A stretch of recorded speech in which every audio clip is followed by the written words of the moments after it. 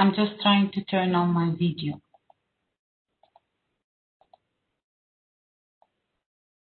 Okay. So good morning, everyone, dear distinguished NLOs, NLAs, counterparts, representatives from permanent missions. Good morning to you from Vienna, and I would like to welcome you to our TCAP virtual webinar.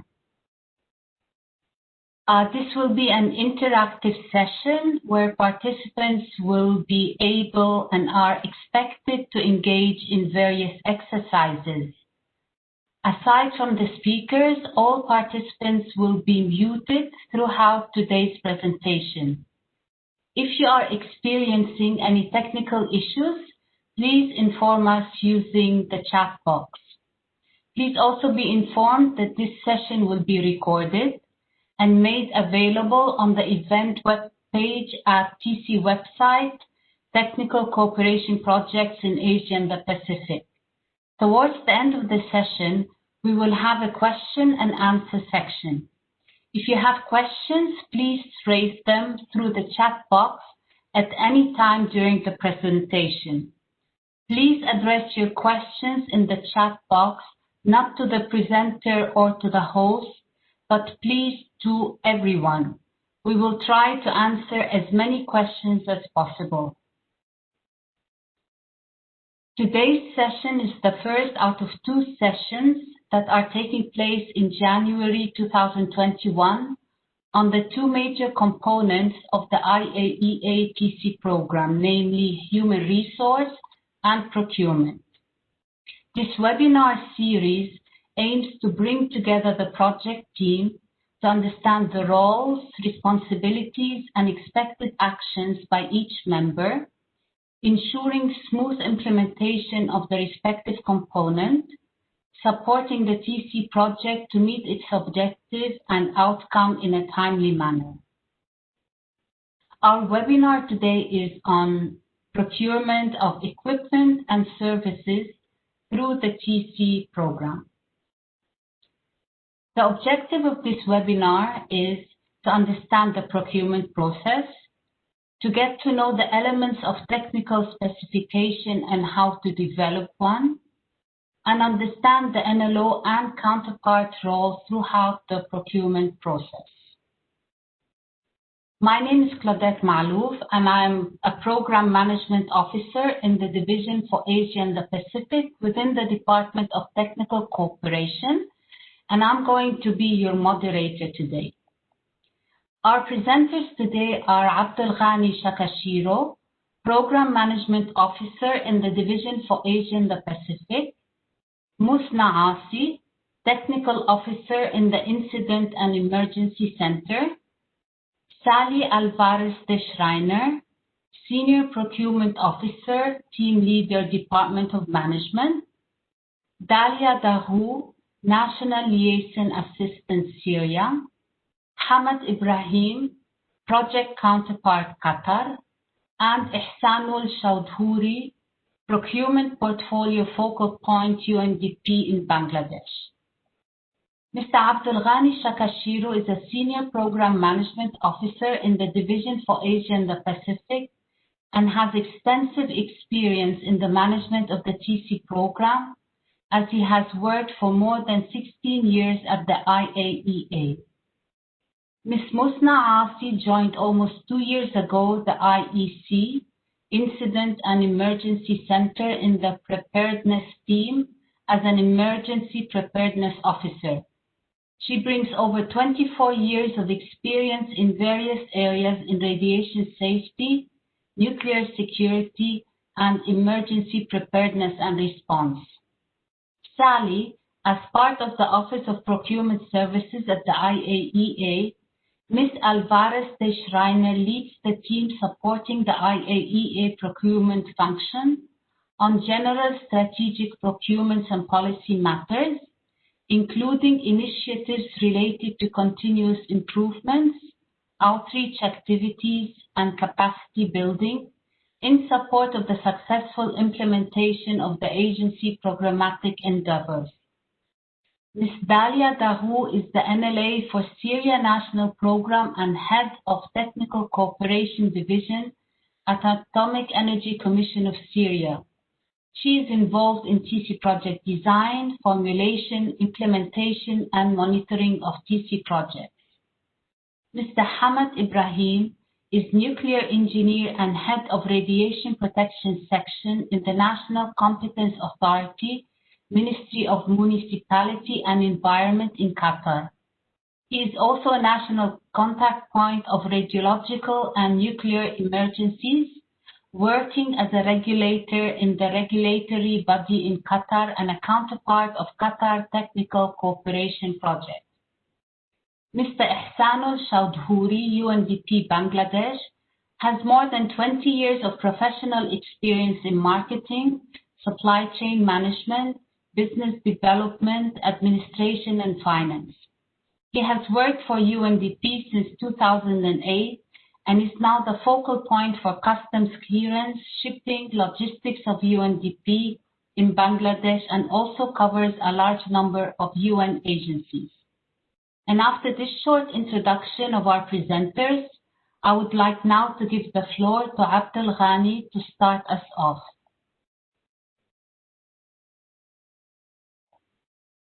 Thank you very much, Claudette. Dear NLOs, NLAs, counterparts, colleagues, it's a pleasure to meet you even remotely to discuss this important topic about procurement.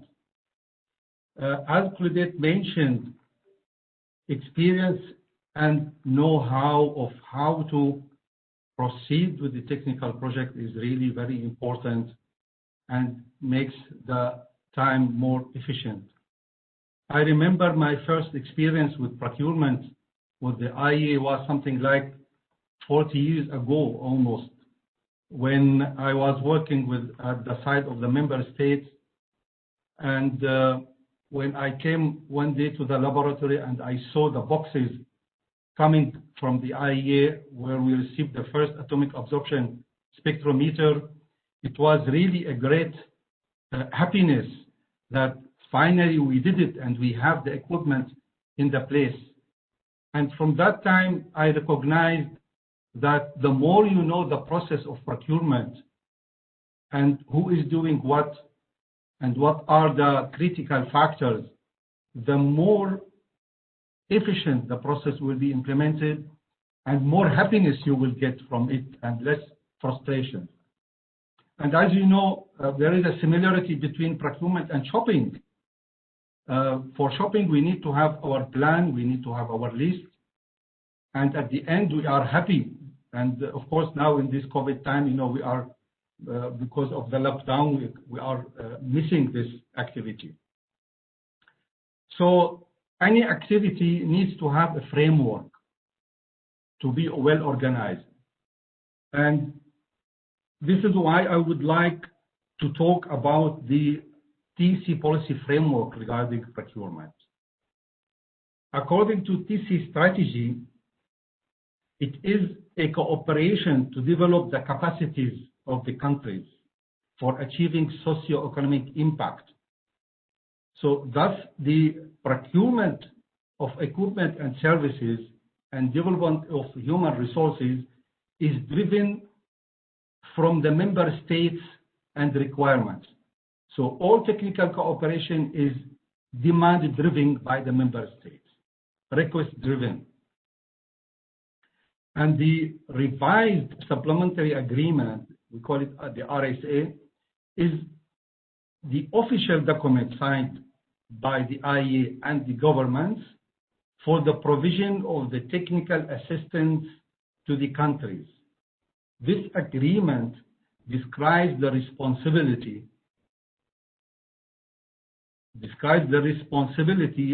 for both member states and government and the agency. The article number 5 of this agreement stipulates that the equipment and materials provided shall be used only for peaceful applications of the atomic energy. It also stipulates that the title of equipment is transferred to the counterpart upon release from the customs at the port of entry.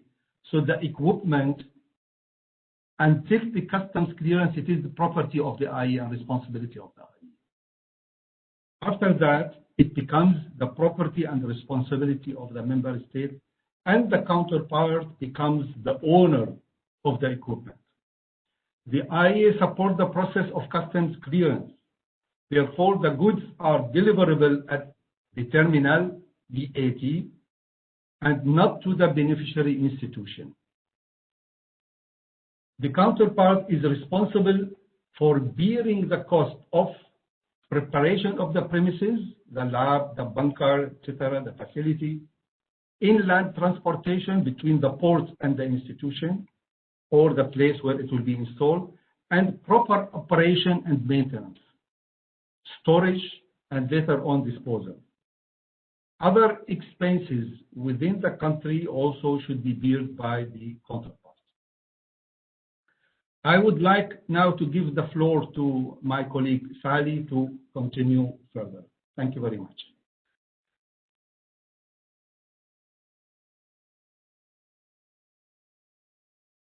Thank you, Abul Ghani, and good morning to all panelists and participants. I am Sally Procurement Officer in the Office of Procurement Services at the IAEA, and I'm very honored and grateful for all of us having this opportunity today to talk about IAEA procurement. Let me start saying that the IAEA, as any public entity, is accountable for the public funds it is spending. Therefore, similar to other procurement organizations, the IAEA follows the procurement principles of transparency, fairness, and effective competition. This is reflected throughout each stage of the procurement process and is laid down in our procurement framework. The aim is to achieve best value for money in pursuit of the programmatic goals and objectives. That is, the principle of the best interest of the organization. These principles that you see in this slide are interlinked, and you will hear us mentioning them today and during your procurement interactions with the IAEA. And I'm sure you're very well familiar with them, as you also come from public entities. But let me just briefly highlight some of the main elements that you will hear often on IAEA procurement. The principle of fairness and effective competition entail that all bidders shall have the same opportunities. Bidders have to be treated equally. This means that no preferential treatment should be extended. The principle of integrity essentially means reliability, due process, and confidentiality, meaning that information which is not publicly available must not be disclosed to third parties. And why is that? And you will hear us talking about this confidentiality point often when you work with us. Basically because any such disclosure may otherwise provide a bidder a disadvantage, or maybe an unfair advantage, or adversely reflect upon the reputation and integrity of the organization. Next slide, please.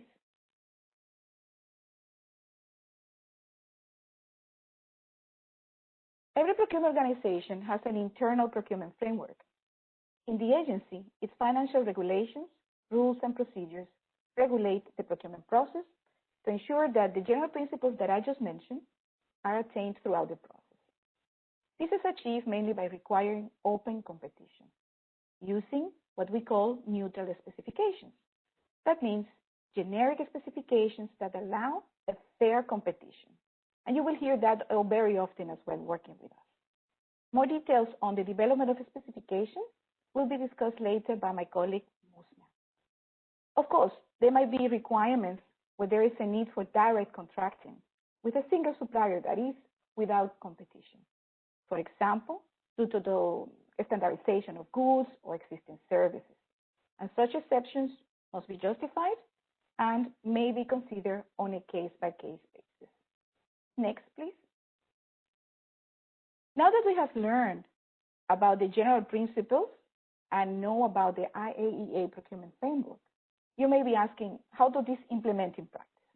Well, again, similar to any other entity, as shown in this slide, the procurement process at the IAEA follows certain logical and standard steps, which go from planning at the top, as you can see here, followed by bidding, evaluation and award, implementation, and closure. Those steps may require different levels of input and engagement from counterparts and NLOs and NLAs, which we will be discussing in more details later in this seminar. Next slide, please. In this slide, I would like to provide you with a general overview of the main stakeholders in IAEA procurement for the Technical Cooperation Program. Here you can see the procurement process as a score. In the lower part, I hope you can see the light green cell. We have the Office of Procurement Services, which leads the procurement process. But in fact, the input from and coordination with many other parties are essential, which adds a level of complexity not seen, for example, in headquarter procurement. On the top, the dark green cell, you can see the beginning of this cycle, where we have the country stakeholders. Then followed with the coordination with the IAEA Department of Technical Cooperation and the IAEA Technical Departments. These discussions may include procurement components, in which case the Office of Procurement Services at the IAEA is then involved.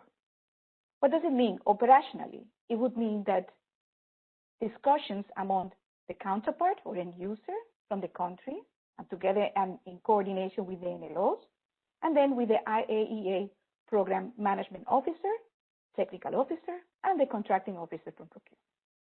Later on in the process, you can see here that then we will have the involvement of the IAEA suppliers. Could also be from the global freight forwarders. You can see that in the green cell. Then we also can have, or will have, if we are procuring goods, the customs authorities, and in some countries, the United Nations Development Program, UNDP, and they support us at the country level. I am very pleased to have with us today Esanul from UNDP Bangladesh, as you heard, and who will be sharing with us some tips and lessons learned to ensure a successful import of the goods into your country. Next slide, please. What we have learned in the previous slides, and me actually working in procurement for the Technical Cooperation Program, is that procurement is a dependent action with many stakeholders, and where each dependency impacts the effectiveness of the process and its timeline. And I have seen that from planning to closure in every stage. This is very key. I do not get tired of highlighting in any forum, and today I also take this opportunity to mention the importance of effective communication and good coordination. For me, in my experience, that is in fact the key to a successful and timely procurement action. Next slide, please. Now, we have discussed about the stages of the IAEA purchasing process and main stakeholders for TC procurement. But how does this work in practical terms? In this last slide, I wanted to show you, in a nutshell, a summary overview of the involvement of some of the main stakeholders involved in each stage of the procurement process. Here you can see, in different colors in this slide, the different stages of procurement that we just saw: planning, bidding, evaluation and award, implementation and closure. Then you have different lines with colors showing you some of the main stakeholders and when they are involved. As you can see here, the counterpart is heavily involved in the planning phase. And then during the implementation and closure, you can see a congestion there of a lot of cycles. While input may be needed from you to begin an evaluation for clarification of the requirements, etc. Then the selected supplier and the IAEA Global Freight Forwarder will also play a key role together with you as a counterpart and with the end user during the implementation and closure. That's what I mentioned, that you can see there a lot of interaction, for example, starting with implementation until the end. In conclusion, while there are logical sequential steps in the procurement process, they require parallel, proactive coordination among the stakeholders. Only working all together is that we're able to deliver the right goods and/or services and at the right time to help in making a difference to member states and thus benefiting from the technical cooperation program. More details on your roles and responsibility in each stage will be provided in the coming slides. With that, for now, I would like to give the floor to Dalia, who will share some of her experience as NLA from Syria. Thank you, and over to you, Dalia. Thank you, Sally. Good morning for all. My name is Dalia Daghoz, NLA for Syria and Head of Technical Cooperation Division at Atomic Energy Commission of Syria. I will present today my experience as NLA in monitoring the procurement process, presented in 4 topics: NLA roles and responsibilities in the procurement process, monitoring of the shipment, delivery and closure, monitoring tools, and case when received damaged or incomplete equipment. I will start briefly with the NLA responsibilities in the procurement process. The most important role in the procurement process for NLO and NLAs is the monitoring of the procurement process from planning and to implementation and closure. And there are 2 important things to focus on: ensure the counterparts understand and adhere to DC policies and procedures through the procurement process. Also provide support to facilitate implementation actions and solve problems. And I will go quickly through the monitoring process from planning. In the planning process, or in the planning phase, especially in the design stage, we assess the counterpart to identify procurement needs during the project design phase according to the project objectives through the NLO, and assess counterparts in reflecting the procurement inputs in the project work plans and include the cost estimate. And after the project approved by the Board of Governors, we start the implementation process and coordinate with the counterparts. This stage, the NLO provides guide and support to the counterparts by assisting them in preparing accurate specifications and technical requirements. Then we send officially the request for procurement and the details of the specifications to the IAEA for evaluation. And it's better to send the specifications for all the inputs of the work plan from the beginning, because the evaluation process, it takes time. Then we start conduct dialogue between the counterparts and the technical officer, because it's important to discuss the technical requirements through, for example, conducting virtual meetings with the technical officer and the counterpart. And there are some hints for the specifications. From the beginning, it should be accurate and clear understanding of the requirements, and it's ensured that technical specifications that should be all complete and clear, and all requirements are understood from the beginning to not affect the implementation of the procurement process.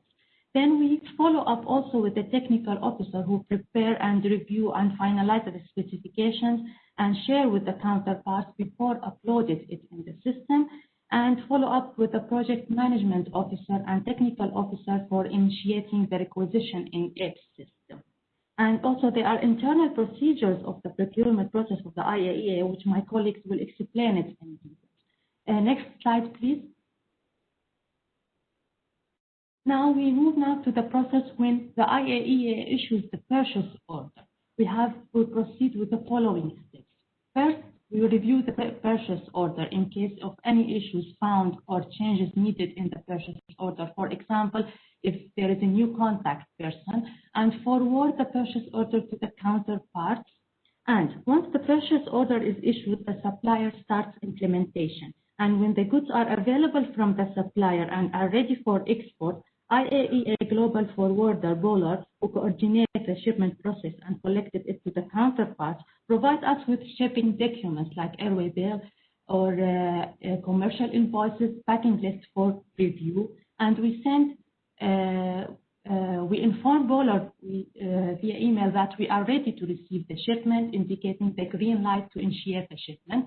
And after confirmation of the green light, Bowler will arrange the shipment and confirm the transit route and expected time of the arrival.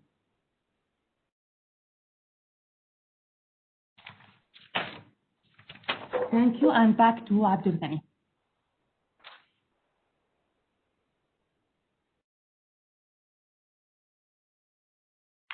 Thank you very much for actually, now we are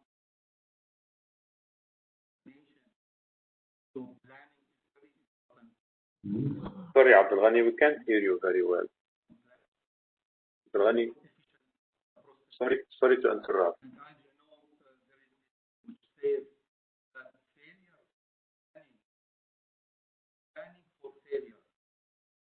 So we need really a lot.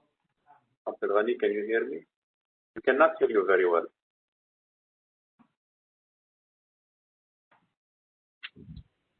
Abdul Ghani, we are not able to hear you.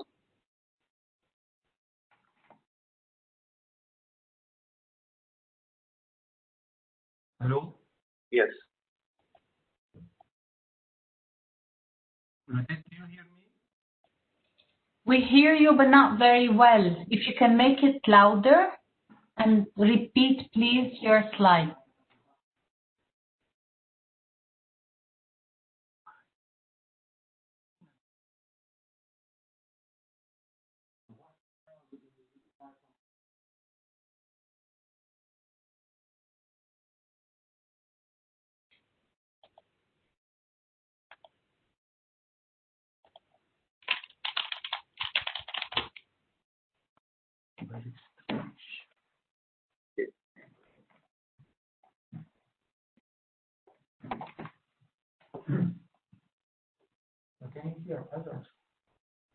Can you talk now, please?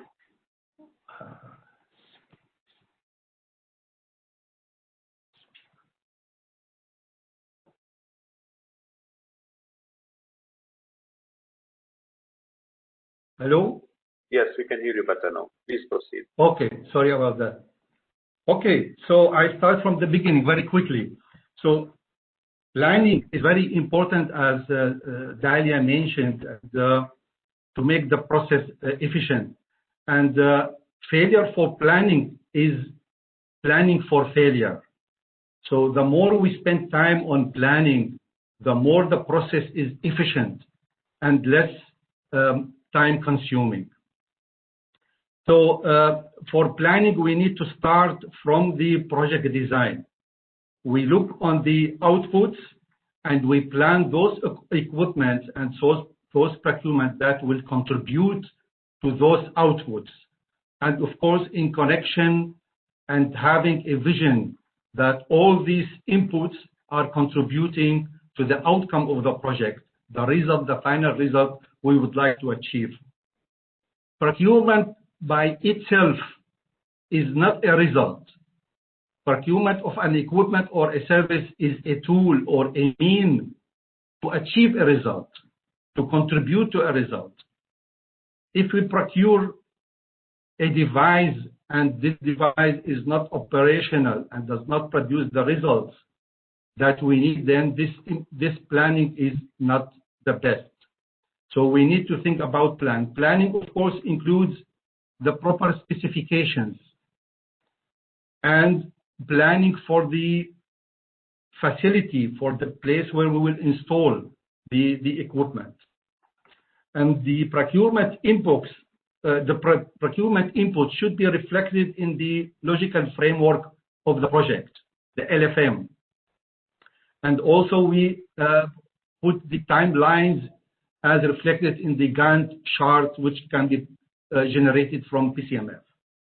And most important, that the planning also at the financial level, that the member states need to pay in advance the national participating cost, the 5%, so that the project starts from the start of the cycle. And always there are possibilities for government cost sharing. So if an equipment is higher than the project budget, so the government can contribute to the procurement, and then it will be government cost sharing procurement. The authorities need also to know that the cost of operation, maintenance, repair, and disposal of the equipment shall be absorbed by the institution. Next slide, please, Mr. Hussein. So the requirements regarding the shared responsibilities between counterparts and end users is very important to be clear to everybody. Sometimes there are assumptions which are not correct. And when we assume that it's not me who is going to do that, it means nobody will do it. So we need to know that who is doing what and when and how. So for example, the requirement assessment, this is at the side of the counterpart to ensure clear requirements regarding local conditions like voltage, frequency, shipment, requirement of the customs, to confirm regulatory requirements, very important, for example, radiation safety regulator or importation regulator. Ensure also that the site is ready where to place the equipment, otherwise the equipment will not be ready for installation from day zero when it arrives. And also, even if we have the most sophisticated equipment, but we don't have qualified people to operate it, it doesn't help and it will not bring the results expected.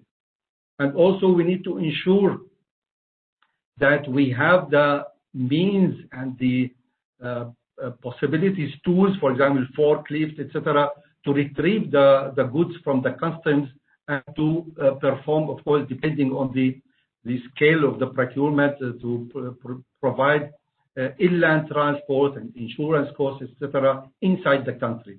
And of course, to consider the possibilities for local procurement if it is a low value or it is available in the country. So all of that is to avoid additional storage fees. This is really very important, dear colleagues. Sometimes the equipment waits in the storage until the partner provides the green light, and here the substantial storage fees are charged to the project, and this is your project, your fund. And the more you work efficiently, the better you can use your funds. Instead of paying them for these funds for the storage, you can use them for other activities. Next slide, Mr. Hussein. So this is an example of shipping instruction. This is really very important to show who is the end user and how the IEA shall ship it and what are the requirements for the shipment. And always you can communicate with your PMO to update the shipment requirement or shipment instructions so that they are updated in the system, because when the purchase order is generated, the shipping instructions is populated from the system. And this is the shared responsibility of the counterpart NLO and PMO to continue updating the shipment instructions. Next slide, please.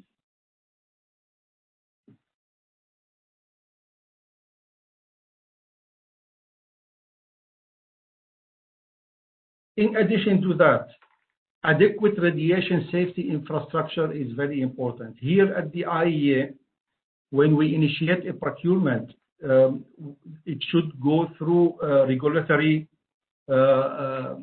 approval. So the regulator at the IEA shall have to approve this procurement. And if the infrastructure is not reflected in RACINS 2, the status of the infrastructure, the information about the radiation safety infrastructure is not reflected in the system, then the regulator will not be able to approve radioactive sources or radioactive related equipment to be procured. This is really very important. So the IEA resolution is to approve the procurement of the equipment with radioactive sources. This is a requirement, and to have an adequate radiation safety infrastructure in the country. And maybe the infrastructure available, but the information is not reflected in the systems, so we are not informed about the status, the updated status of radiation infrastructure in the country, or how you manage the radioactive sources. This is really very important. So it is not enough that you meet regulatory requirement. It is needed also to be reported, updated in the system. And in many cases, the delay in the procurement planned in the project started from the delay of the approval because of the inadequate update in RACINS. So there should be full information in RASIMS, and the coordinator of RASIMS should be proactive. So to enter the data, not only when we need to procure something, then he will delay us. It should be updated in advance, as was planned 2 years before the cycle. So he should be informed, and he should work on updating and enhancing the radiation safety infrastructure in the country. Next slide, please. There are many reasons for failure, and with proper planning and with proper cooperation and with proper understanding of the process of procurement, we can avoid these failures. For example, if you procure a bunker, if you procure a linac, for example, and the bunker is not ready, then the linac will be stored for long until the bunker is built. Or if you don't have the correct specifications, we have very rare cases that after the delivery of the equipment, they say, this is not our expectation. But why you did not reflect your expectation and needs properly in the specifications from the start. And also sometimes a damage could happen to the equipment due to bad storage, bad environmental conditions of the machine, and then it becomes broken.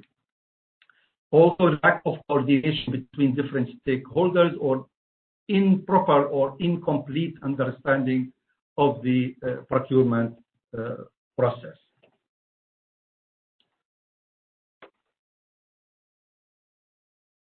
So please, now I would like to invite my colleague, the technical officer, Ms. Felicia Dragolici, to share with us her experience during the procurement process. Back to you. Thank you.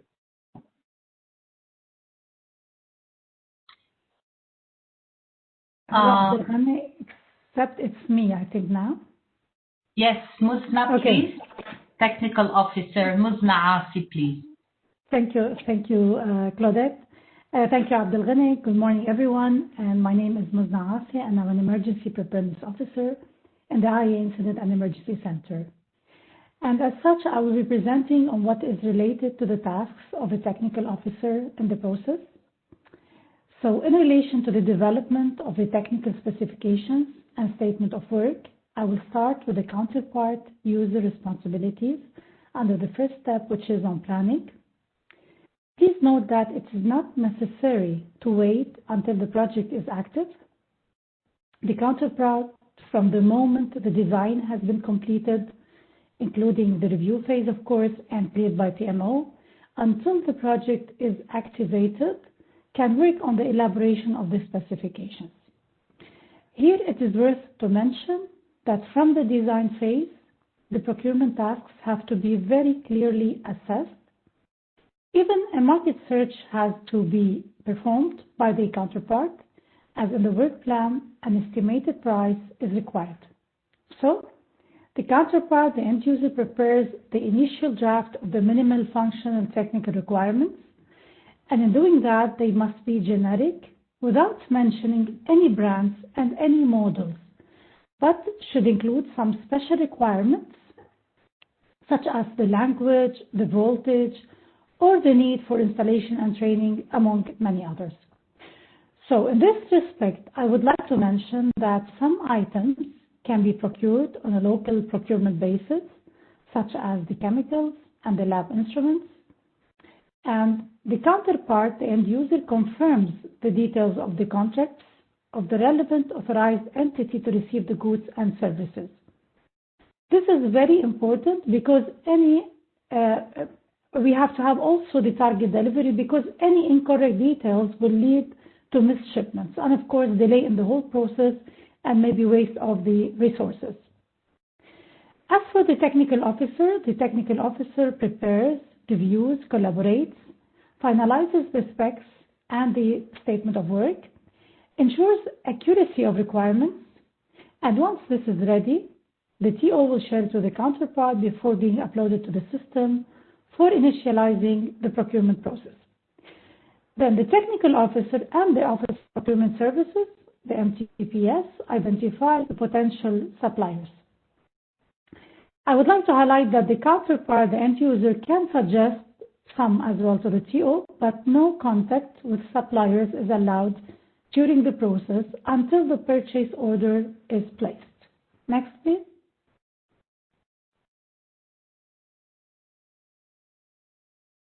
So, an important note here is that the specifications template for the equipment, works, and services can be found on the TC Program Cycle Management Framework, the PCMF, or can be provided by the technical officers assigned to implement the national project. In this slide, we have different chapters common to technical specifications and SOW, such as the scope, the applicable documents, definition, acronyms, and abbreviations. But I would like to say that the major inputs are those under the chapter for the requirements. So for the equipment technical specifications, the requirements include a section on functional and performance requirements, and this encompasses the essential functions and performance required of the equipment. And also another section on technical requirements that include additional essential technical requirements.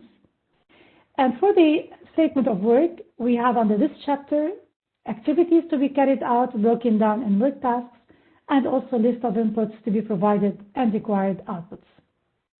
However, for several equipment, and in addition to the marking and packaging quality requirements, as we can see, testing and acceptance and installation training are also very important. So under the chapter 7, which is the quality requirements, quality assurance is very significant, especially if the end user quality management system includes some specs and some requirements that we need to consider. For chapter 8, testing is performed to prove that the parameters and features are in compliance with the technical specifications that have been required in the technical specs that were defined. As for the chapter 9, some equipment may need specialized installation, so the contractor has to provide clear requirements for performing the installation and training also, which can be vary from like 1 day to maybe several weeks.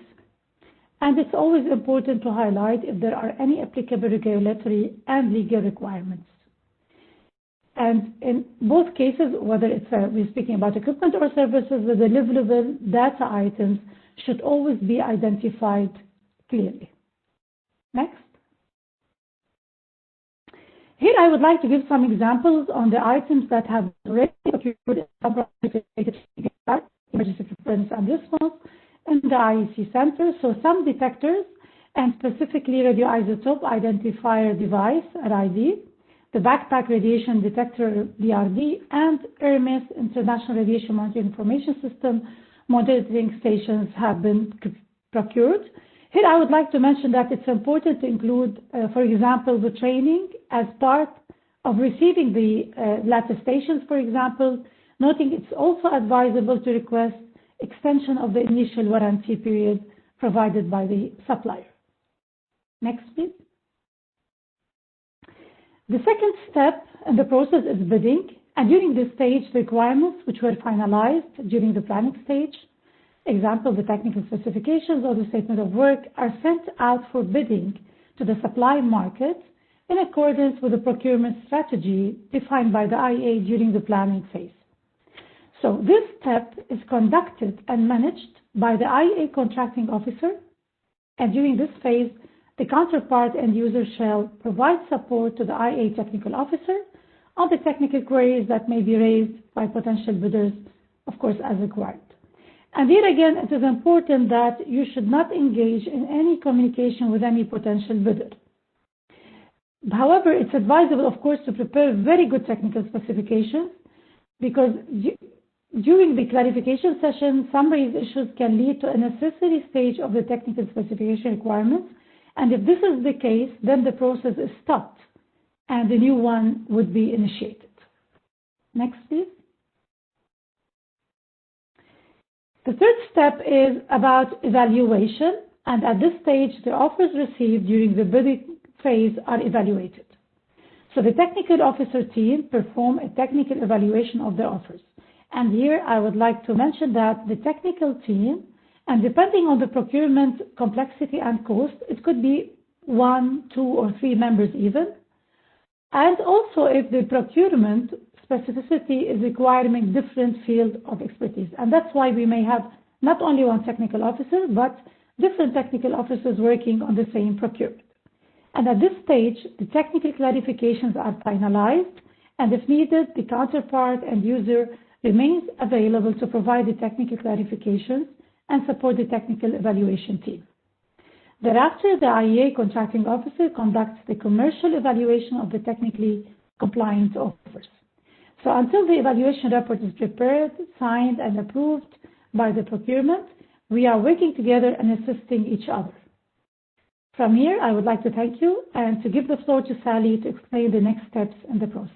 Thank you. Sally, the floor is yours.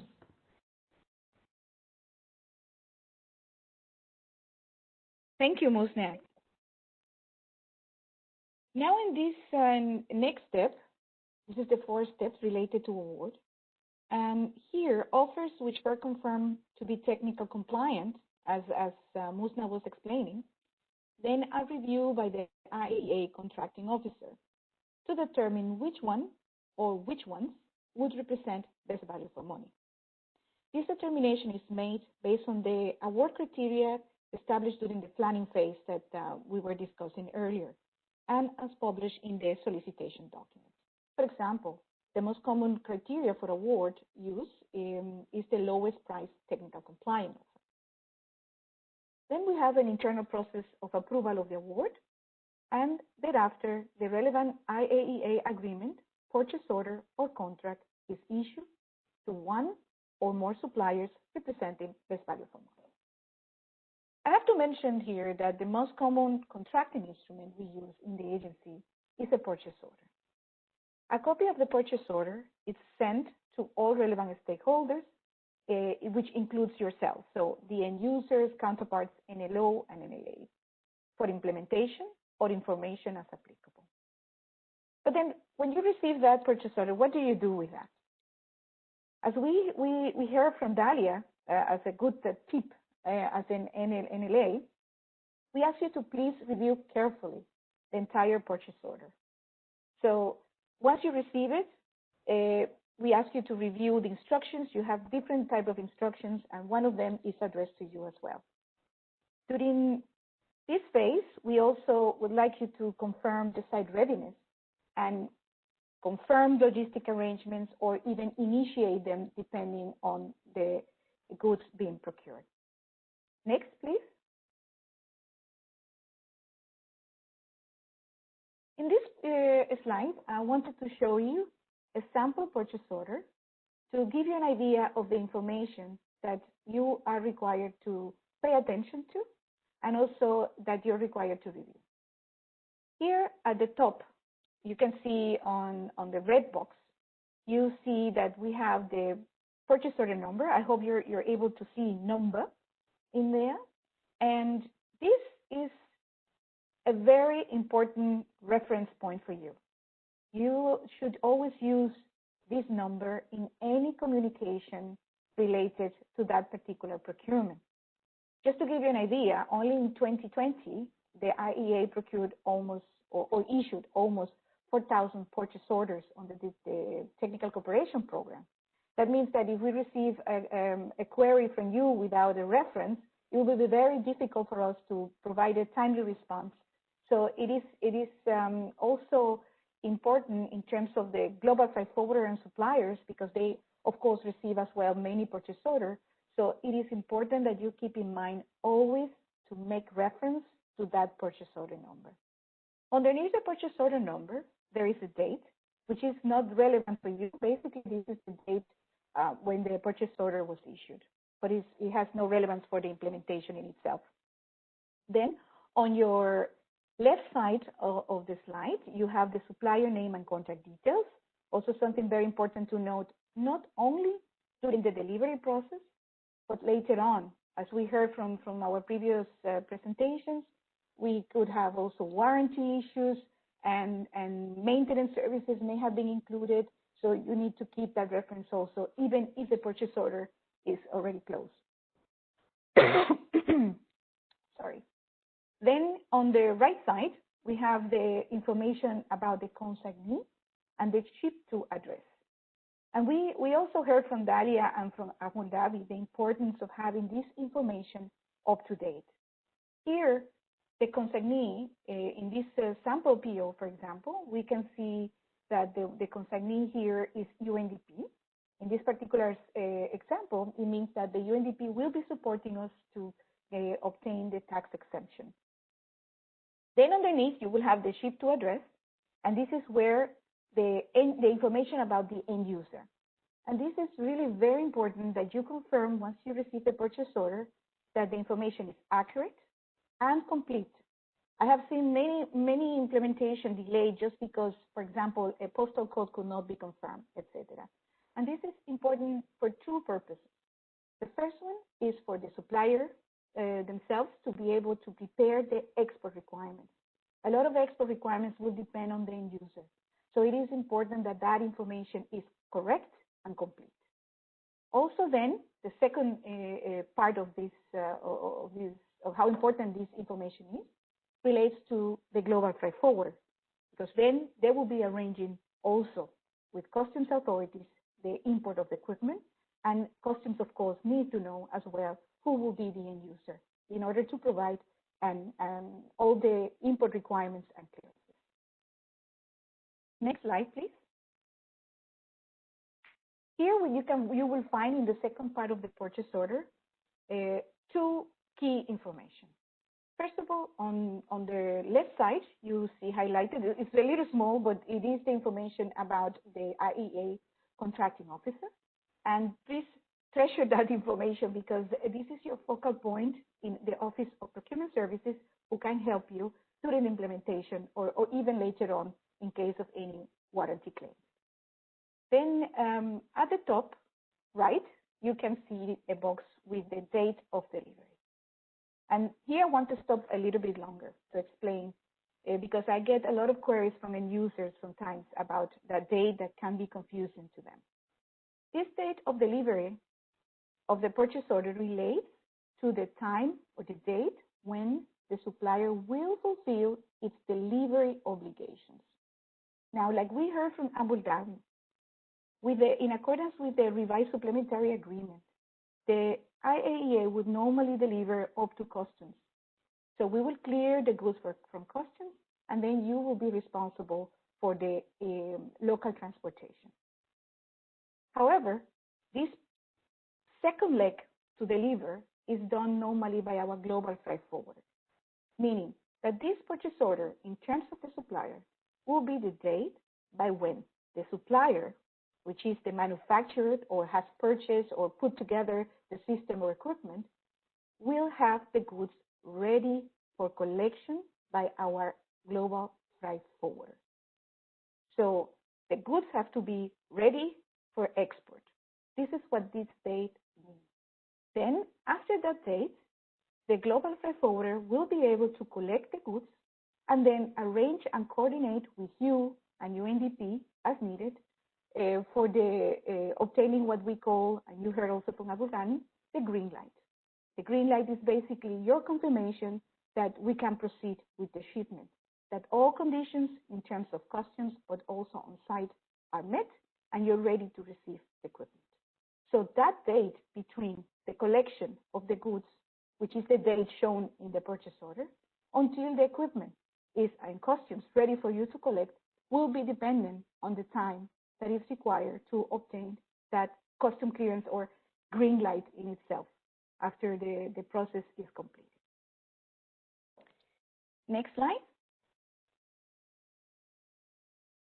Then, after that top information, a third part of the cover of the purchase order, you will also see the list of the items that we are ordering.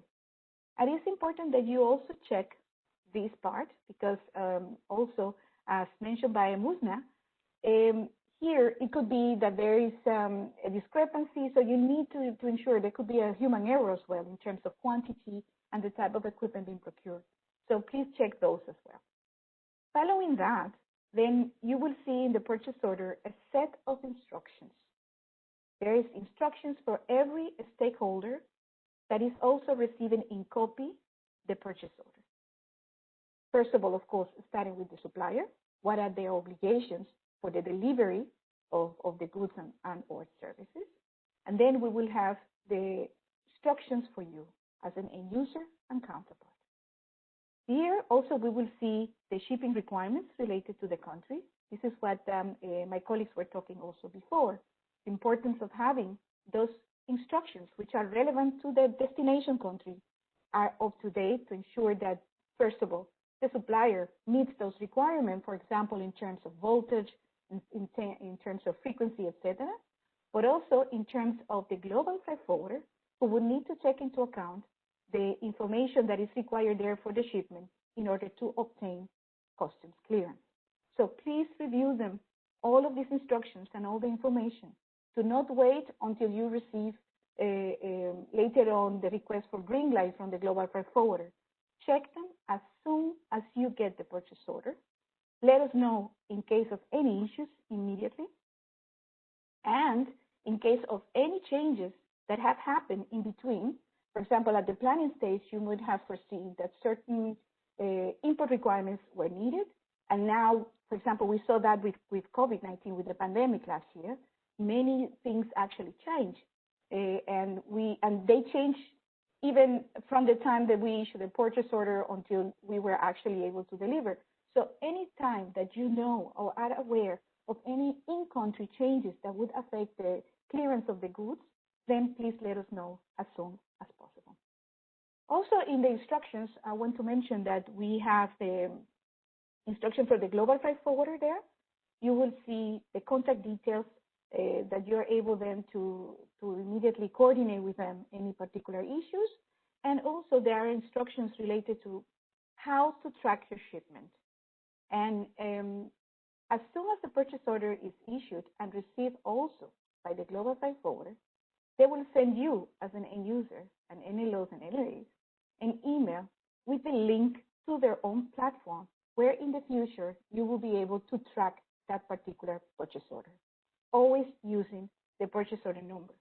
Even if you miss that email, don't worry, you can always go back to the platform with the purchase order number, look for that, and then you will see the status of your shipment. With that, then I would like to thank you again for your attention, and back to Abul Ghani.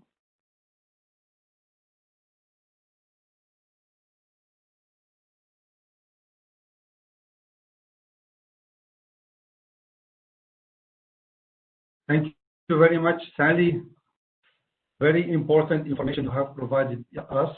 Thank you very much. Now, for the next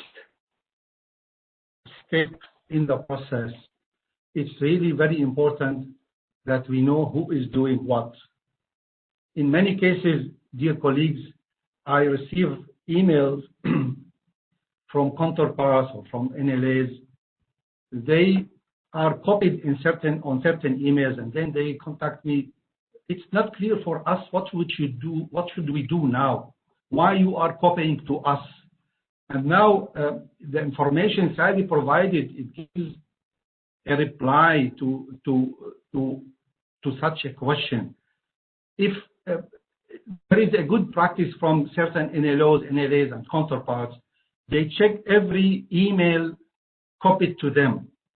And sometimes their intervention, for example, they are copied about delay in providing green light or delay in revising a certain specification or etc. When they review this email, they might interfere and they might help to make the process continuing and check where is the delay.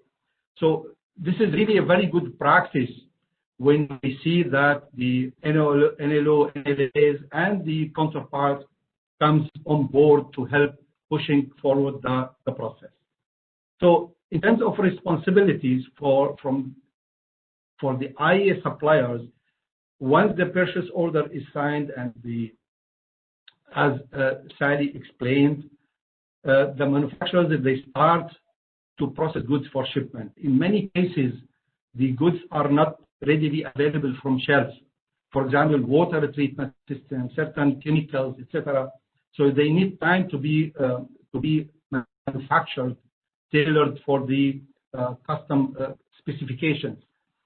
And in many cases, they have to perform on-premises testing before shipment to validate that what they have manufactured is functional and meets the expectations and meets the specifications. In certain cases, there is arrangement for the direct arrange for shipment of goods. So directly from manufacturer, for example, for radioisotope, big, large isotope sources, for example, so they are shipped directly from the manufacturer to the counterpart institutions. You cannot store, and move such a big source. So we ship them directly. Also, there are some applicable, so they perform certain services. Maybe they need to add a specific, maybe device to the main equipment. So they make installation, partial installation. And in certain cases, the training is requested to be on the premises of the manufacturer on the same instrument or in the same plant, for example, for water treatment, for example. So the people will be trained on premises before shipment. So these are all special cases discussed and agreed with the technical officer, etc. And for the responsibilities of the global freight forwarder, the office of forwarder will coordinate the pickup and will coordinate also with the local shipment company or the custom clearance company. And they will arrange for the shipment, arrange for the custom clearance, and final hand over of the goods to the counterpart or the end user after customs clearance. Next slide, please. Now, for the counterpart and end user, so as you see, colleagues, shared responsibility. It is a teamwork, and there should be coordinated actions between different stakeholders. And as Sally mentioned, if at one of the nodes or one of the places there is a delay, so the whole process, the chain process, will be blocked. So regarding the responsibility of the counterpart, they must coordinate with the NLO, the counterpart, to communicate with the UNDP to prepare for the tax exemption. Some countries, they have very good practice. They have blanket agreements with the relevant authorities for exception, tax exception. So when we ask them for a green light, in 2 days we get the green light because they have everything is ready, the documentation, etc. So because they have a annual agreement based on the planned procurement, and they can proceed with such a practice. In certain cases, we have to wait until the documentations are ready, the site ready, etc. And then once we get the green light from the counterparts or from the NLO office to the forwarder, they inform the forwarder, they copy to everybody that they are ready to receive the equipment. And later on, the counterpart needs to monitor the shipment status from the website of the forwarder, and of course check if there are any obstacles and support the proper provision of all needed information like end user statement, documentations, etc. And of course, the counterpart should be available always to support the forwarder when needed. Next slide, please.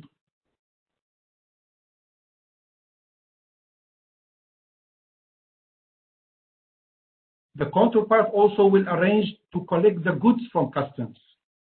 And here also we need to take care to the dimensions of the boxes, which is and the weight, the mass.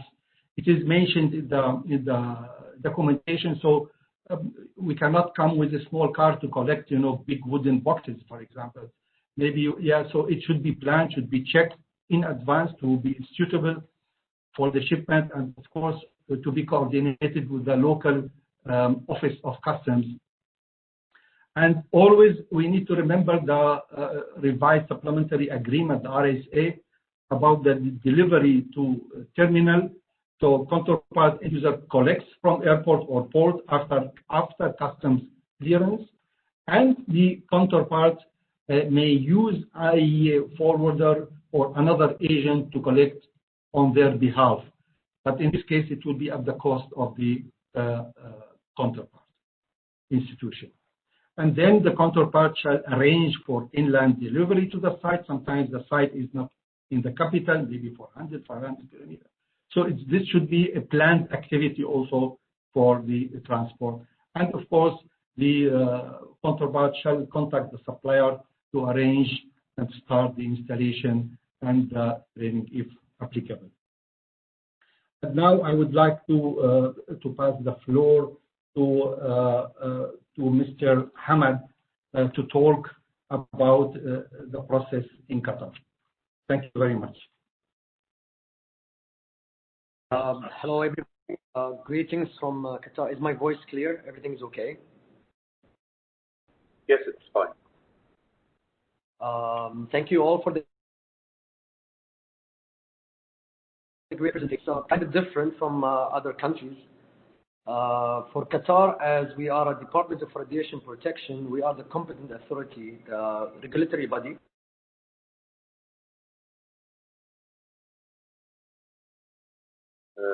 There's a distortion in your sound. Sorry to interrupt, Mr. Ahmed. Cannot hear you now.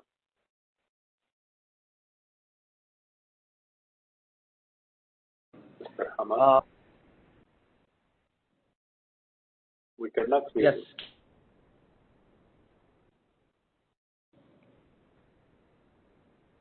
you. Yes. Clear now? Yes, now we can hear you. Is the camera is on as well? It's fine if the sound is fine. All right. So as Ministry of Municipality and Environment, we are the competent authority and regulatory body in Qatar. We coordinate with the Department of Admin Affairs. They are taking care of the communication of the shipments between the ministry and the customs. So we start from the beginning. It goes like we collaborate as TC project counterparts with the IAEA. In cooperation with them, we do review the documents together with the experts in the IAEA, in the TC project section. And then we agree about the equipment that we want. And then we get the approval and the last papers with the IAEA. And then we have to send all these papers with the documents, with everything, to the Admin Affairs Department in our ministry. What happens is they communicate with the customs, and also in parallel, we communicate with the IAEA to know the estimated time of the shipment arrival. Why we do that? Because before that, actually, we have to tell the carriers to bring, upon the arrival, the original invoice document and the certificate of origin and packing list. Sometimes we had a problem with the companies. They send these papers to us, which is until now is good, but when the arrival of the shipment comes and these papers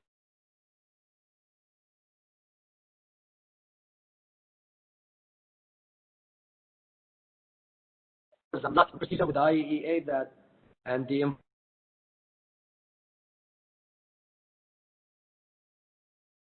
from the carrier. So we estimate Mr. Hamad, the time. can you turn off your camera? Okay, let's try now. Okay now? Yes. It's better now? Yes, it's better now. Thank you. So we estimate the arrival time, and then the admin affairs contact the customs with the estimated time of arrival. Once the shipment is arrived, the cost of the agency for the service provide also the airway bill. This airway bill should be also with the shipment upon the arrival. If these papers are not included in the shipment, it might cause some taxes we pay as a ministry. That's kind of all of it. And then we inform the IAEA and the carrier that the shipment has arrived.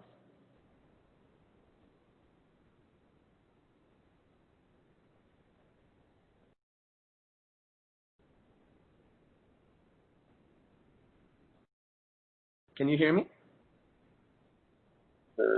Yes. Now we can hear. Yeah, that's it for the presentation. Oh, okay. We didn't hear last sentence. Can you please repeat it? The last sentence, I said if the documents are not included upon the arrival with the shipment, that might cost the ministry to pay.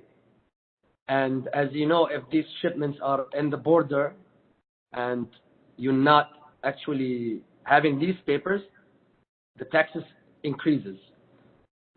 And the ministry have to take care of this payment. So we developed a procedure with the IAEA that it's a must to have these papers upon arrival so the customs can release it. Thank you. Thank you, Mr. Hamad. Dalia, the floor is yours. Yes. Thank you, Hamad. Now I will continue the monitoring of the procurement process and the monitoring of the shipment when the stage of the delivery and the closure of the file. When we're receiving the shipment, we immediately coordinate with the counterparts to check that everything required and is available. And after check the package and everything is okay, we provide confirmation of receipt of the goods to the IAEA and with copy to the bowler. It's important to inform them to close the file from the IAEA side and from bowler side also. And also we provide proof of delivery, POD, for supplier, signed and stamped by the end user. It's important also. Then we move to the last step, that's the closure of the file. And I would like to mention also about the monitoring tools at NLA. As you know, we have at NLO and NLA, we have to monitor national projects, regional projects, non-agreement, regional for the regional agreement like ARASIA or AFRA. And we have also some projects which have more than field of activities, and the IAEA assigned 2 or 3 technical officers for that project. So we have all these data. And we have some cases that we have partial shipments. And we have also recently the IAEA supported the member states by delivering the equipment for detection of the COVID-19. How to handle all this data and monitor this data? By having an overall organized document using monitoring tools. For me, I use OneNote, or you can use Excel sheet to have this document for each project and one also for all the projects to monitor, to assess the NLO, to coordinate with all the stakeholders from member state to NLO and the counterparts from IAEA, the project management officer, the technical officer, contracting officer, procurement officer, to have all this organized data. In this data, you should mention that it's important to mention the purchase order number, the requisition number, the project number, and all the process in the checklist of all the procedures I mentioned and my colleagues also mentioned, because it's important to have this data, and also it's important to be updated, to have an organized data for the monitoring of the procurement. And it's and now, thank you, and I now give the floor to Mr. Ahsan to share the UNDP experience. Mr. Ahsan, the floor is yours. Thank you so much, and so glad to be here with everyone. I hope I'm quite audible. Can everyone hear me? Yes, thank you, Mr. Perfect. Thank you very much. It's my pleasure to be here. When I was listening to some of the counterparts as well as IAEA, I was trying to connect my thought of change, because it seems like ITIL system is a kind of a train where every part has to work together. Where we say that IAEA, government counterpart, recipient unit, as well as UNDP, we are all together in this one. And while we work together, this is very important, this kind of learning session for UNDP to be part of, and also provide some insight as well I apologize for the sound all over the place because we are in a remote place, working from home as well as remotely from hotel, which is actually under construction.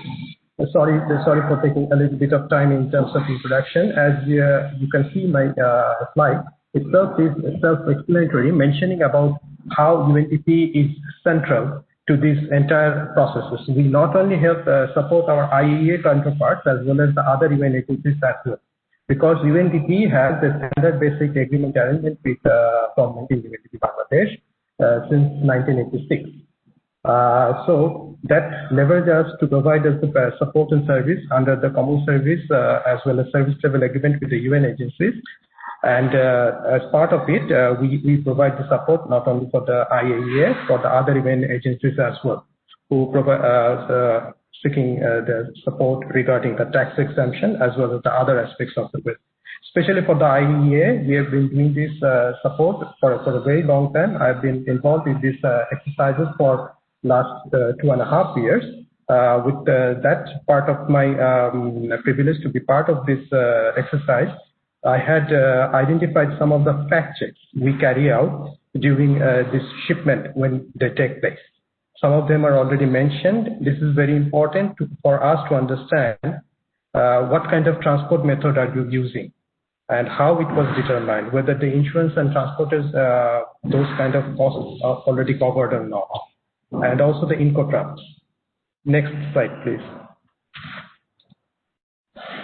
As we continue, the other aspect of these things also continue, like the precise packing instruction given to the supplier or not, how to carry out the rest part of this shipping from as an end-to-end solution. What we did in our country, we have a CNF agent long-term agreement with one of the long-running CNF agent in Bangladesh called Homebound, and also we have our supplementary support service with DHL as well.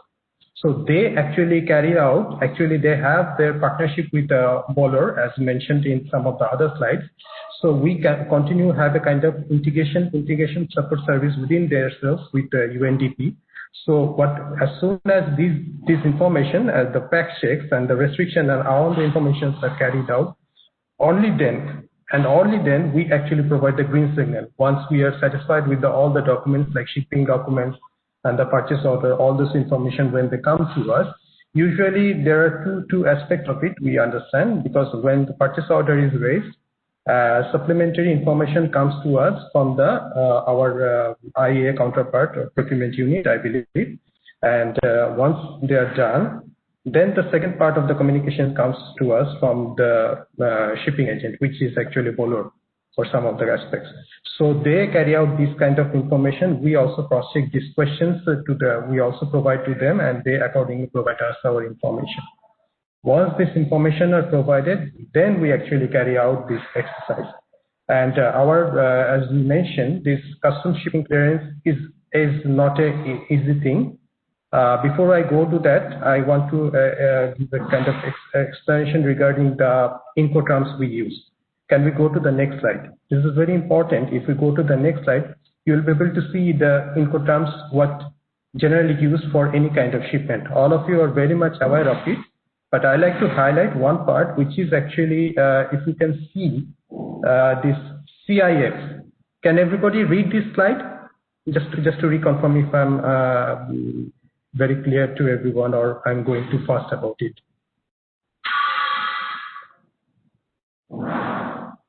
Yes, it's visible and clear. Okay, perfect. So here, if you can see, my suggestion would be, ideally, our suggestion from the UNDP counterpart with the shipping is that if you use this Incoterm CIF, this is the best for us because this is not a commercial Incoterm. This is for the tax exemption purpose and everything. It is very important that we use the CIF term usually for this cost insurance and freight, so that the responsibilities and liabilities remain within, and also this, since we are already exempted from this paying any taxes, so it will be easier for us to clear this process. Otherwise, we will be added, some cost will be added to the IAEA counterpart as well as the beneficiary part as well. So having said that, let me go to the next slide. where we actually explain to what are the challenges we face many a times. The challenges in Bangladesh could be many, and some of the challenges are related with the government policy changes. Some of the challenges could be with the changes in the UN agency policy in terms of the internal common service arrangement. Those kind of arrangements could be challenges.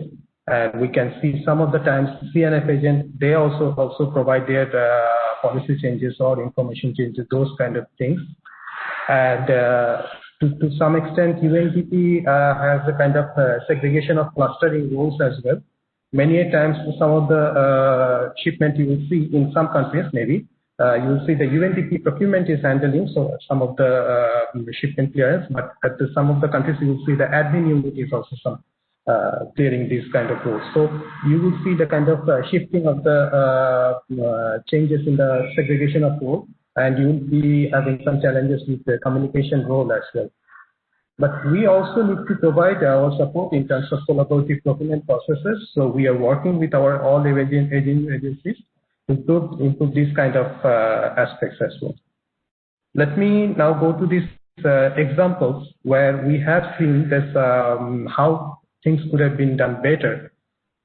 Many a times we do not receive any confirmation or information from the logistic house as well as IAEA, while the donor counterpart is communicating with us. We had this kind of incidents few days back or few months back, where we didn't receive any kind of information from the IAEA as well as the shipping company, but we were receiving communication from the beneficiary counterpart, but unfortunately they couldn't provide us the paperwork.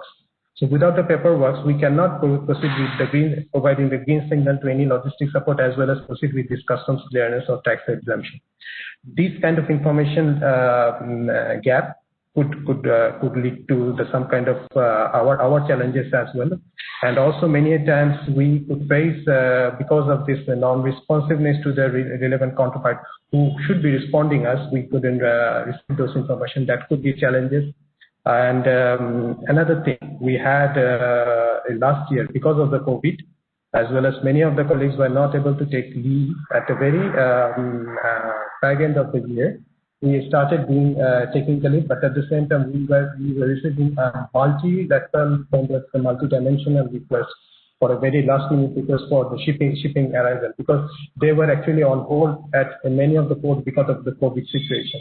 Now the freight forwarding companies, they started to clearing those shipments and we started doing the paperwork, and we end up doing per day kind of 10 to 20 shipment clearance, which is challenging. Especially when Bangladesh, I'm the only one who takes care of this UNDP counterpart support, and I actually had to clear in a 1 week about 75 shipments, not only for the IEA, for the other UN agencies as well. That could be challenges as well. So we will try to do it better, I am pretty sure, and we are working on it, and it's very important, and for me it's a privilege to be part of this training for a very short while, but also to be able to take you through and understand your aspects of it. Thank you from my side. Over to you. Back to you, Abdul Ghani.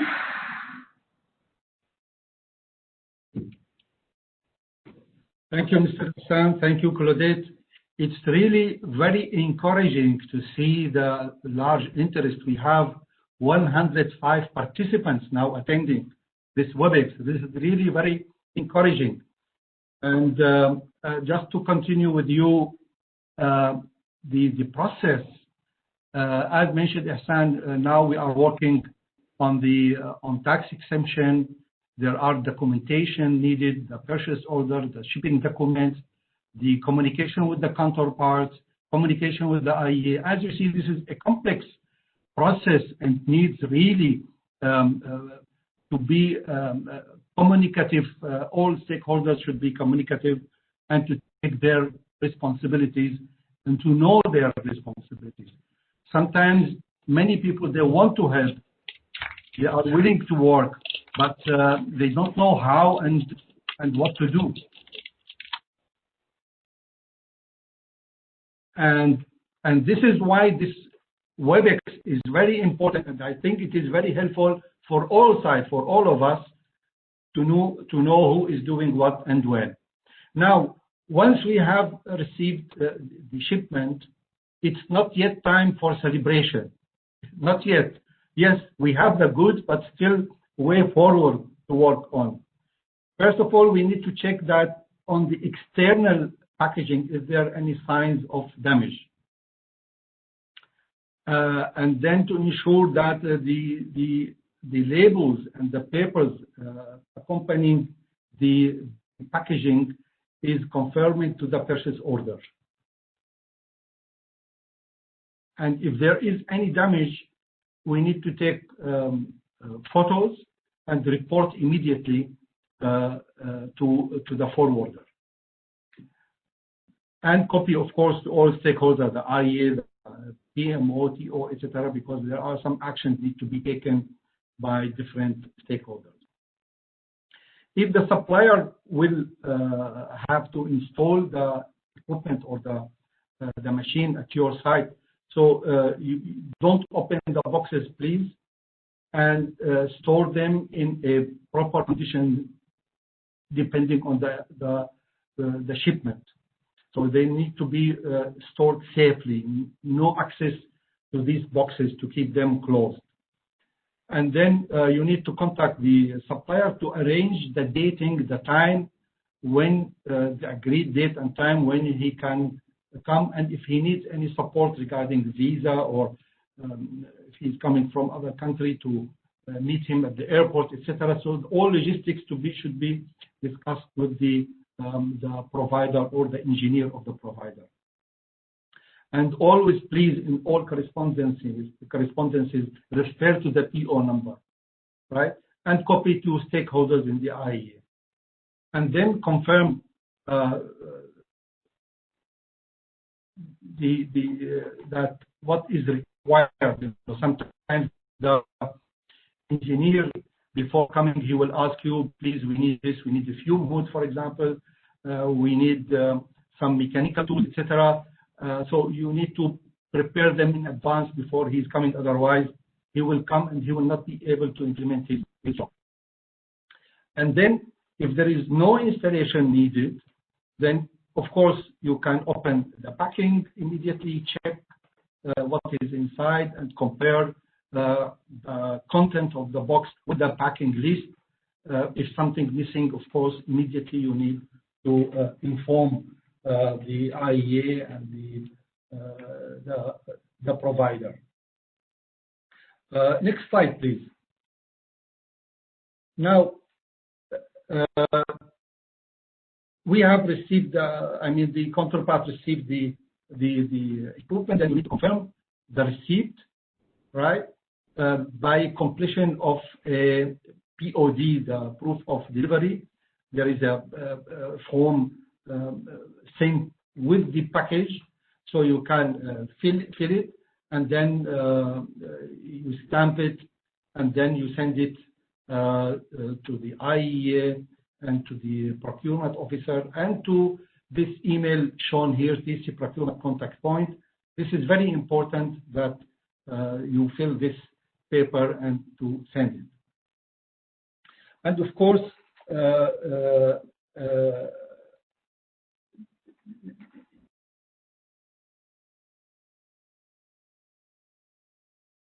all of these, you are happy or not happy. So we'd like also to hear from you your comments about how was the delivery. And of course, you need to put the name, the position, the date, the place of the signature, the stamp, and of course you put also your feedback about the performance of the supplier, the forwarder, if there were any problem with the local forwarder, local customs clearance office. So we'd like to hear from you to keep continual improvement of the process. Next slide, please. In case of any issue with the goods that have been delivered, performed, or as a service, or warranty claims, you should contact the suppliers and IEA contact officer immediately, explaining the situation, what are the claims, any damage, the reason of not in the satisfaction. And if the installation also completed or not, also important to inform us, because we cannot close the purchase order until you inform us that the installation was completed. And you can contact the IEA office all the time if there is any problems. So we are here to help you, and please do this immediately. Next slide, please. Here I would like to show you how the POD, proof of delivery, looks, and the certificate of completion of services. And as you see, the information is straightforward. The form will guide you how to fill it. And of course, it can be easily answered by the authorized person in your institution.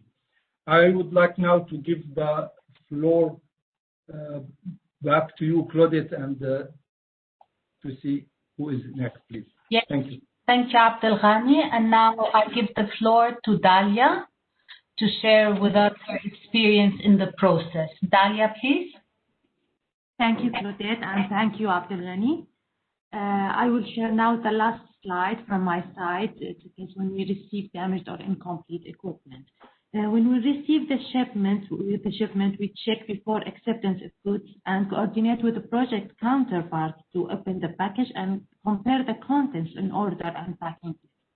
And if we found that there is a missing item, we immediately forward the information from the counterpart to the supplier and to the IAEA contracting officer, who they will negotiate with the supplier and solve the problem. Thank you very much. Back to you, Claudette.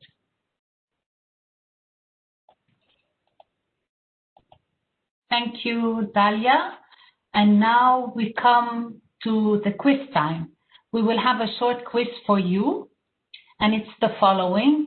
The IAEA, through the GFF, Global Freight Forwarder, covers shipping costs related to A, the transport of the goods to the airport or seaport, B, customs clearance, C, the transport of the goods from the airport or seaport to the recipient institute.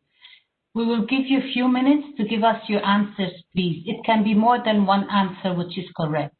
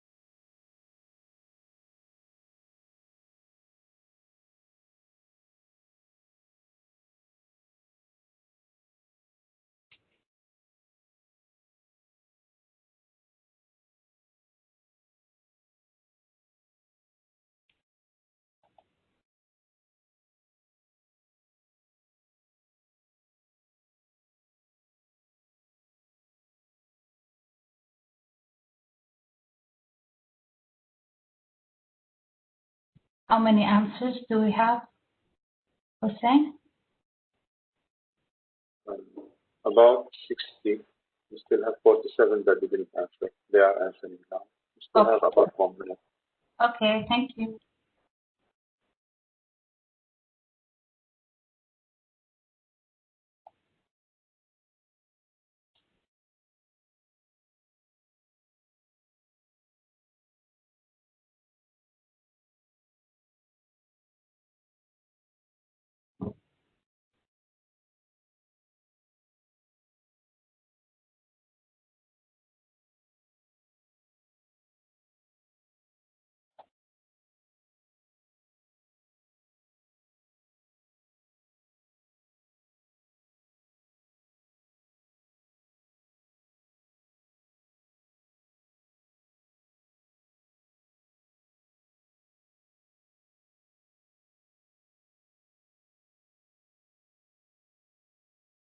We still have 30 seconds.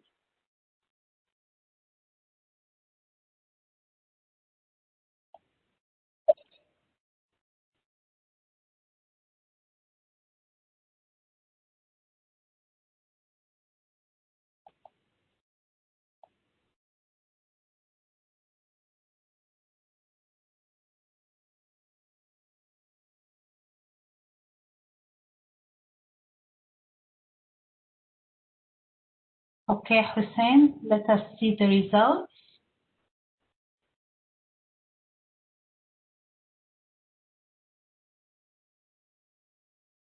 I cannot see the result. Hussein? Okay, thank you. Okay, so the correct answers are A, the transport of the goods to the airport or seaport, and B, customs clearance. According to the results received from you, we had 44 out of 102 who answered A, 13 out of 102 participants B, C, 20 out of 102 participants answered C, and 44 did not answer. Okay, so the correct answers are A and B. Thank you. And now back to you, Abdul Ghani.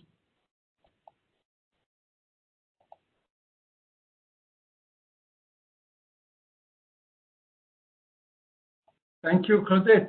Thank you very much. So I think this is a good indicator that we have the consensus that about A, but about B, customs clearance, it seems to be not very clear. But I hope that after this discussion, it is clear now that the customs clearance is paid by, also covered by the IEA, if it is done by the agent of the IEA in the country. If you want to change office, then it will be at your cost. Now, we have the equipment, we unpacked it, installed it, it is operational, it is producing the results expected and contributing to the project outcome. Now we can celebrate, now we can make good photos and send to the IEA and distribute also to our colleagues. So, which means that we had a clear understanding of the requirements of the process of procurement. We have provided accurate specifications that reflect the needs and the purpose and the instrument that fits for the purpose of intended purpose, and that the site, the premises, the documentation are all ready to operate, and that the coordination with all stakeholders was at the top level. Now I think we can celebrate and we can report that yes, the procurement which was done, it was not only procured but also utilized, and it contributed to the project objective. Next slide, please.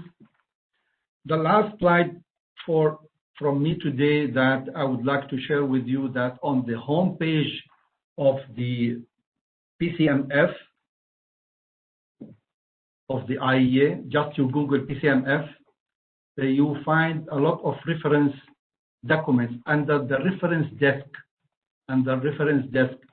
you find the procedure and the guidelines and the model of the specifications. You find also certain forms. So I suggest to you to have a look on this website, download these documents and make them available to your relevant stakeholders in the country to be aware about this documentation. And finally, I thank you all for your interest in this website and for listening and contributing, participating in this webinar, and hope that you find this information helpful for you to have more and better and smoother procurement process. Thank you very much. Keep safe, keep healthy, and all the best to you. All right. Back to you, Claudette. Thank you, Abdul Ghani. And now we will have our Q&A session. thank you for submitting the questions through the chat box. We have grouped the ones that were submitted by you. Can we have the questions, Hussein? One more, please. Thank you. In the meantime, I have gathered some of the questions. And the first question, which was asked by Dr. Firas Radhi, how can we estimate the cost of the equipment we need, especially the nuclear equipment is limited for the public? Maybe Musna or Sally can answer this. Can I start with you, Musna? Yeah, okay, sure. Thank you very much. This is a very good question because we mentioned that during the process, neither the end user nor the technical officer should be contacting any company. However, before the process starts, the end user is expected to do a little research. Like they may be attending some conferences where equipment is being mentioned. Maybe they can be communicating with other colleagues who have experience in this, and maybe the end user can be, because you are like institutions and maybe regulatory bodies and maybe operators, you are able to communicate. You have less restrictions than we have in the IEA. So you can just do like a marketing checkups, and you can ask different companies to send you their price list, of course, without any commitments. And then you can have an idea of what you need, what is the cost estimate for that one. But of course, this is not binding to get the same company that you communicated with. It is just for you to have a rough estimate and to present it for us. Sally, would you like to comment on this? Yes, thank you, Musnad. Yes, you're very right. It is expected that the end user does also its market research in terms of the requirements and the estimated costs. But as I see in this question, it might be very difficult sometimes to get that information. And I think my advice there, my tip would be to reach out to us in the agency, because we have a purchasing history. We make purchases that we have had, and we can have an estimate. Of course, we have had cases where it's the first time we're procuring a particular item with a particular requirement. We can take a benchmark of a similar item, for example, or in some cases we can, as part of the planning with procurement, do what we call a request for information to the market, so that the procurement of the agency also can support in reaching out in that market research for pricing information, because normally through procurement is that we will obtain such pricing in the agency. So we are happy to provide that at the planning stage. Again, like Musna was saying, also for us, that would not be any commitment. It's only to understand the market. Sometimes that market research may include also information on requirements, so not only pricing, but what kind of technologies are there, etc. So if you have experience with that as an end user, we reach the agency and we can support you through these type of tools at planning stage. Over. Thank you, Musna, and thank you, Sally. Does anyone from the panelists, they would like to add something, or we can move on to the next question? Okay. So the next question is, and that is, is the consignee of a purchase order was addressed as follows. Directly to Institute consign and ship directly to Institute below, ship to. In this case, purchase order was addressed to recipient. Is there any possibility IAEA can change the consignee to United Nations Development Program, UNDP, to tax exemption certificate and speed up the process? Would one of the panelists address this question? Sally? Yes. Thank you, Claudette, and thank you for the question. This goes back to what we were discussing before on the shipping instructions, that Abu Hamid was saying that you should, as an end user and NLO, coordinate at the time of planning so that you can tell us what are these type of questions. Yes, we can do this. So as I mentioned before, and you saw in the screenshot of the purchase order, the consignee, in cases where it's needed, with the tax exemption, and where the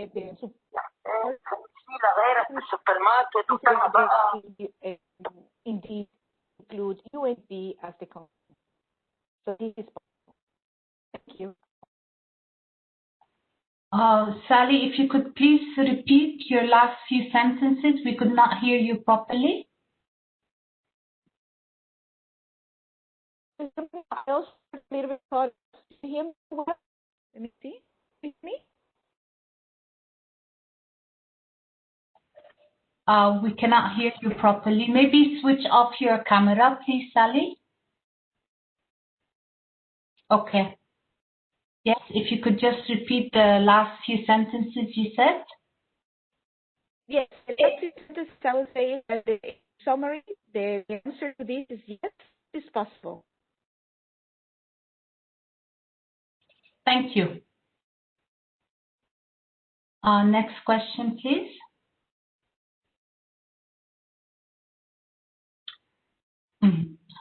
What do I do when I receive equipment that is not working or in bad situation? Maybe Abdul Ghani, you could take this question. Yes, with pleasure, Claudette. Thank you. Actually, maybe we mentioned this in the presentation. Immediately inform the procurement in the IEA, inform the provider and also PMOTO that this is the situation. Provide some evidences. If it is badly working, for example, make screenshots if there is screen, or small video also you can make now with mobile. We can document many of these. So this is the way how you need to inform us, and then we will inform you how to proceed. Thank you. Thank you, Abdul Ghani. Next question, please. Once we receive the green light that the items are ready, we cannot reply on the same email since the mailer email says do not reply on this mail. In this case, to whom we can acknowledge or to whom we can mention that we are ready to receive the items? Sally, would you like to answer this question? Certainly, Claudette. In this case, when you're ready to receive the equipment, please send this confirmation to the global freight forwarder. All these instructions are provided in the purchase order. So you will have there also the communication email to them. You can always reach out to the contracting officers or the PMO if in case of any issues. So please inform the global freight forwarder who is conducting the green light and waiting for you actually to give them the green light. So it is very important that you communicate this directly to them. Thank you. Over. Thank you, Sally. Next question, please. For heavy goods items, once arrived in country, who is responsible for release of item with hiring of assets like forklift? Would one of the panelists address this question? Abdul Ghani, maybe? Yes, I will take it with pleasure. If it is after custom clearance, then it becomes property of the counterpart. Then the counterpart has to pay for. This is part of the transportation of the equipment to the institution. Okay. Inside the port, before the customs clearance, the IEA. After the customs clearance finalized, the counterpart, the expenses. Thank you. I think, Sally, you want to add something? Okay, thank you. Next question, please. Maybe Hamad wants to add something. Yes, please, Hamad. Please, if you don't mind. Of course, please. Once it arrives to the country, for our experience, we collaborate with not actually customs. We collaborate with we call them Qatar Aviation Services. They take care of these forklifts and all these handling of the equipment and everything. But also, as I said in my presentation, you have to cooperate with all these departments before the shipment comes, so they can treat your shipment different than any other shipment. Example of if it's a laboratory analysis equipment or something like that. So we cooperate with CAS, and they do the handling, and we don't even involve in anything until it gets to our lab. Let's say if it's equipment for the lab. So heavy goods and everything is between carrier, customs, our admin office, and CAS service in airport or in the seaport. And then they handle it to us. Thank you. Thank you, Hamad, for sharing with us your experience. Dalia, would you like to share your experience with regards to this question? Do you have anything else to add? No, I don't have anything to add because it's enough from Abdelghani and Hamad also. Okay, thank you, Dalia. Thank you very much for all the answers. Any other questions, Hussein? We have in the chat box 3 addressed to the panelists. Why they selected the lower price? Can you see this question? Okay, let me check.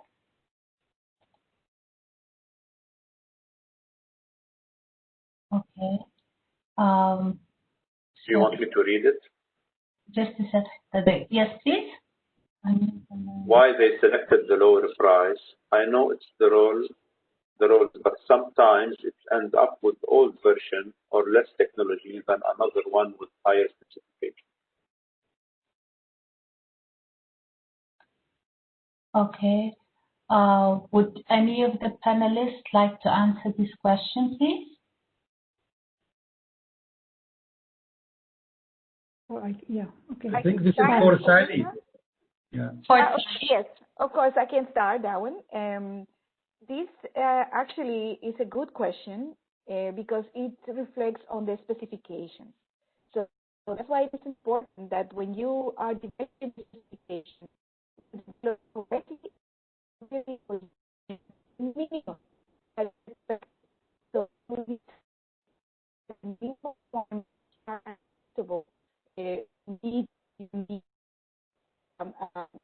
your laboratory or at the end.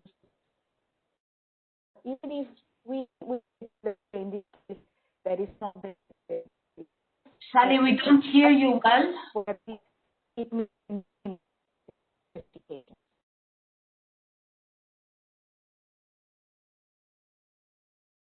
I'm sorry, Sally, we couldn't hear you clearly.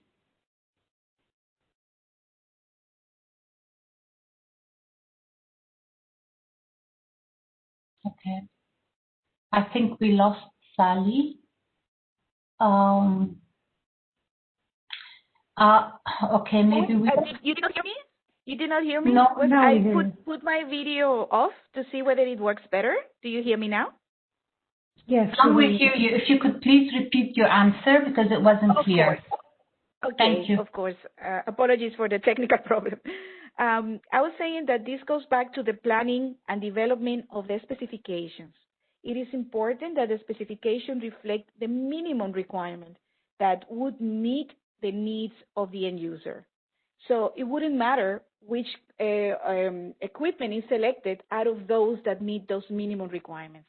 So that's why it is very important, again, to highlight the importance to have the appropriate specifications that are really fit for purpose for the end user. Over. Thank you. Thank you, Sally. I think we have here another question. What about if the need is for training program or fellowship? Abdelghani, would you take this one, please? Yes, Claudette, with pleasure. Yes, I'll take it. Actually, training should be a planned activity under the project and should be synchronized with the procurement. So as you know, there are two types of training. One, training on the operation of the equipment provided by the supplier and included in the specs, and there are training on the application. It's not only the operation of the equipment, but the application of the equipment. This is more specialized training that can be provided under the project itself, the TC project. Thank you. Thank you, Abdul Ghani. We still have a few more questions, and so we'll take them up quickly. How we can know the limitation for specific device procurement? Any of our panelists take this question, please? If I understand well, it means what is the maximum of the project budget we can use for procurement? Mm-hmm. This is how I understand this question. If it is so, normally during the planning phase, we try not to plan 40 or 50% more than from the budget of the project for procurement. So this is the rule of the thumb between 40 and 50%. Thank you. Thank you. Thank you, Abdul Ghani. Next, is there any specific area specified by IAEA that the equipment should be ordered? I mean, for example, we are only allowed to order equipment in the area of agriculture or medical.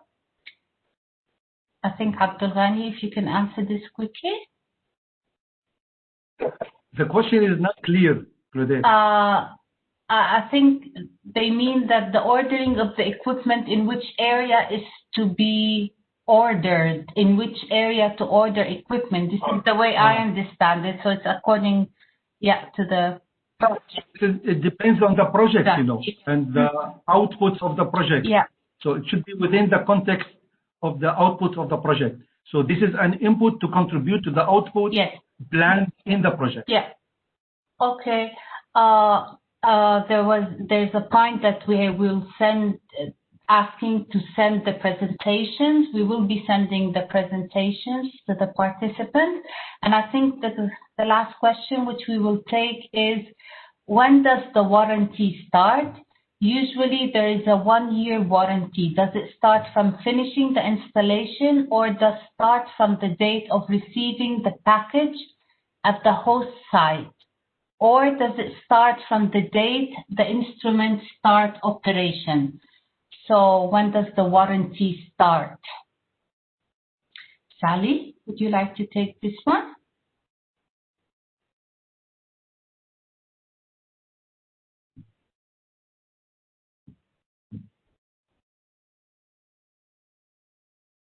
Hello, do you hear me? Yes, now we hear you. Thank you. Yes, thank you. So it's from the time of delivery. Yes. Mm-hmm.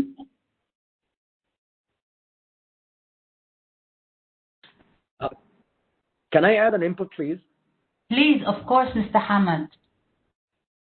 The previous question, when the question was, it should be a specific for agriculture or nuclear medicine, or as I understood from the question. Actually, it depends. I agree with Mr. Abdul Ghani. It depends on the TC project itself. So Qatar had a very successful TC project, national. It's about nuclear radiological response preparedness for emergency. And we have collaborated with the IAEA to receive decontamination kits and decontamination equipment in case of the decontamination procedures. So it depends on the project itself. It can be monitoring for the lab. It can be early warning stations. It can be handheld equipment. It depends on your needs. Thank you. Thank you, Mr. Hamad, for this important information. Thank you. And I think the last question is, if the machine was commissioned and the local provider did the training, but after a couple of days the machine was stopped and the local provider did not have the needed expertise to fix it, what should be done? Abdul Ghani, would you like to take this last question? Yes, of course. In this case, we have to go to the main provider because the contract signed with the main provider, not with the local representative. And this is the obligation of the main provider to provide the support, at least within a warranty period. So please, in this case, immediately communicate with the IEA with all proofs needed, and the procurement officer will communicate with the provider asking the support. Thank you, Abdul Ghani. And I think with this, we come to the end of our virtual webinar. It was a great pleasure to host virtually our first PCAP webinar. I would like to thank you all, our distinguished NLOs, NLAs counterparts, for joining us today. I would like to sincerely thank our panelists for all their help, their presentation, answering the questions, our IT expert, and all the IAEA staff who helped with this webinar. We look forward to seeing you in our next virtual TCAP webinar on human resource component, and that is next Tuesday, 19 January at 9 a.m. Vienna time. Thank you very much for being with us today. Thank you.